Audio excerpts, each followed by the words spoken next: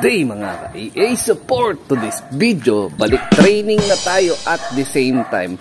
First lap sprint race na dito sa SJDM RPA. Kaya ang update, nag-release na yung club ng eksaktong 6:45 AM dyan sa Calamba, Laguna. So kung daw nagkakamali, 3 lap sprint race yun. Pero syempre dahil wala mag-aabang ng ibon natin dahil meron tayong pasok ngayon sa trabaho. So hindi muna natin sinali sa gantong event yung ating ibon. The same time, alam ko naman na kulelat umuwi yun, nasa 1,000 maintain lang yung speed ng ibon natin. Kaya malamang sa malamang, hindi tayo papalag sa ganong klaseng sprint race. So, Calamba, Laguna nag-release na. Mamaya papakita kayo yung actual video release. Maganda yung panahon. So, Pops update muna tayo. Ayan check muna natin mga pops sa mga wires natin dito sa Flyers Loop. So all goods naman, wala naman ako nakikita ng berde, wala rin ako nakikita na tagilid or alanganin. Medyo may mga pisat or bisaklat na dumi dahil gawa nga ng natatapakan nila yan mga kalapad. So pasin tabi na lang sa mga nag-aagahan, tanghalian at naghahapunan. So ito yung ibon natin na si Mina to. Ayan siya. Tapos yung Luischo natin nandito rin. Buti na lang hindi sila lobas. Naiwan ko palang nakabukas tong Flyers Loop. Tapos yun nga pala dun sa nagtatanong. So muna tayo kay Miss Puyo. Ayan. So maganda ako sa kinahinatnan pa rin ng kalagayan ngayon ni Miss Puyo. So dito is kakamustahin naman natin. Magpupot-pot at magsusuporta tayo dun sa huli na iniwan na anak ni Miss Puyo dito sa atin. So itlog nga yun. Simula nung MacArthur race is nilimliman niya yun. So buti na lang na ipapisapan natin yung nag-iisa na YB niya na yun. Yun nga lang pinaposter na natin tuluyan yung pinakaanak. Actually yung first clutch naman talaga din nun is ganun din yung ginawa ko dahil maaalanganin nga yung pinaka pisa nun dahil magmama-Arthur so ang ginawa ko pinaposter ko dito at pawalay na nga itong young bird na to. So yung kapares kasi ni Miss Puyo nung time na yun is ito. So sa ngayon, pinaparisan ko siya ng ibang bloodline. Ang problema, nahihirapan ako. Ayaw niya pa mamares. Ito yung basagulero natin na si Red Bato sa Flyers Loop. Sinubukan ko siya ibalik sa Flyers Loop kaya lang wala siga. Halos lahat ng ibon dun is binibira niya. Yan, so eto na mga ka-EA para sa panganay na anak ni Miss Puyo cross kay Red Batosay. Siyempre pag si Red Batosay, meaning may pasok na ng Javier Leyte natin yan, yung foundation bird natin dito. So si Red Batosay is full sibling ni Mina to. Ayan, so ito yung ginagamit natin pang suporta pag may young bird tayo, red cell, tsaka siyempre All Herbs Probiotic. Available yung Shopee store natin. Maraming salamat sa nagtitiwala at paulit-ulit na rin na bumibili sa ating Shopee store. Yan. Shoutout sa inyong lahat. Ayan. So, ito, nagbibigay din ako ng calcium dyan. Ayan, mga kalapatid. So, ito yung update. So, by next week is pawalay na tong panganay na anak ni Miss Puyo. Cross dun kay Red Batosay. So, ito is nakaklab ring. Tapos, ito, dapat nakaklab ring rin to ng BFRC.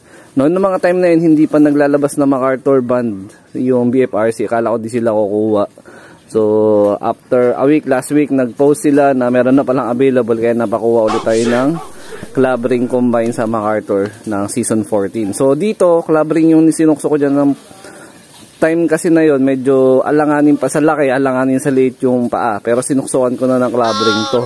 Kaya lang asiste, yung maliit na chance na mabaklas yung singsing is nagkatotoo, no? Nangyari. So, hindi ko na-retrieve yung nabaklas na singsing, kaya ito, replacement. PHA band na 2024 na oblong ring na yung nilagay ko. Ayan. Tama po ba yun? So, yun mga kalapatids, ito yung anak ni Miss Puyo. Tapos ito yung anak ng African Black Eagle. So, meron nga pala akong gustong i-shoutout at i-flex. So, shoutout kay Sir Rexel at the same time kay Sir Andrian James Cruzado from USA. Ayan. So, yung mga tropang kalapatids natin dyan. Ayan, shoutout sa inyong lahat. So, eto is mapupunta doon kay Sir Rexel. Ayan. So, ano pa lang to, itlog pa lang is gusto nang i-direct acquire ni Sir Rexel. Pero sabi ko, antayin nating mapisa para sure ball na na positive na meron talaga ako may i-out na blahi no African Black Eagle cross doon sa Staff Van Riet Vandenbroek. So ito yung nag-iisang anak o yung bunsong anak na nilabas na naipapisa natin lately bago mag MacArthur MacArthur last race yan. Ayan mga kalapatids. Pero dito, mukhang magmamana to sa pagkakataon na to. Kay Miss Puyuna, mukhang magbo-blue bar to. Unlike nung panganay na parehas pulahan. Ayan. So, ito plano ko dito is pang stock bird na natin. Ayan. Di pa to nasisingsingan. Bukas ko pa to sisingsingan. Ayan. Lulusog ng mga young bird natin. So, ito nga. Agaantay na rin tayo ng ibon pa uwian galing Calamba, Laguna. Kaya lang medyo maaga pa. So, ang expect ko na arrival ng ibon natin either alas 8 yan or mga 8:10 to 8:15 AM. Ayan. Ito, release point. Ayan. Bundok na Marimakiling. Ayan. Trek na trek ang araw. Ang ganda. Ayan, sige, Kuya Preng. 6:45. Calamba, Laguna. Sige.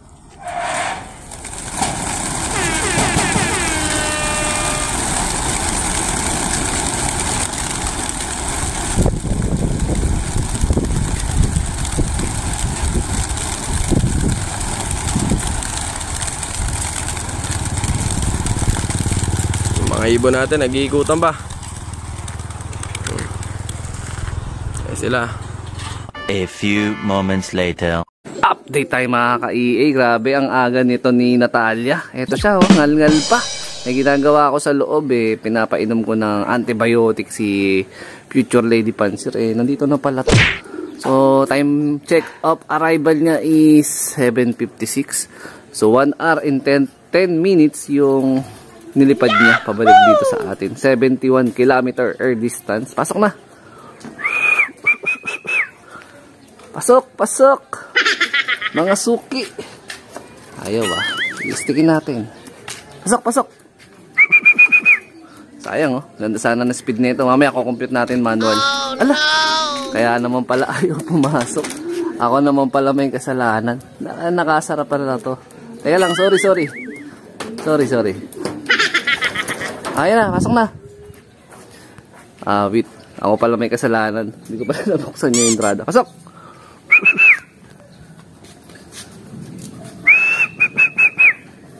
Saka na. Doon na, bukas na. Pasok na doon. Ako naman pala may kasalanan. Hindi naman pala siya. Pasok! Ayan. Okay na. Bukas na.